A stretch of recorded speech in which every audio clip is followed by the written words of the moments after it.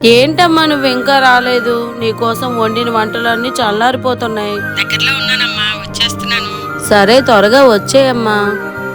ఏంటి అలా చూస్తున్నావు? ఫోన్ చేసి మా అమ్మని రమ్మన్నానా? అందులో తప్పే ఉందమ్మా, మీ అమ్మనే కదా ఇంటికి రమ్మన్నావు.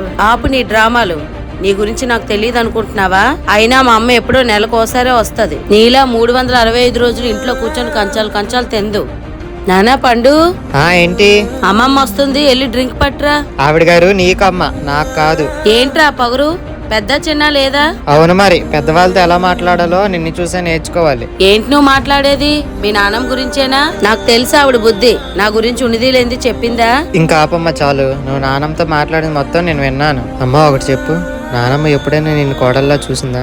కన్న కూతురులా కళ్ళల్లో పెట్టుకొని చూసింది. మరి నువ్వు ఆవిడని కనీసం మనిషిలా కూడా చూడలేదమ్మా. మీ అమ్మ మీద నీకు ప్రేమ ఉండొచ్చమ్మా, దాన్ని నేను తప్పు అనట్లేదు. కానీ అదే ప్రేమ నానమ్మ మీద కూడా చూపిస్తే ఆవిడ చాలా సంతోషంగా ఉంటారమ్మా.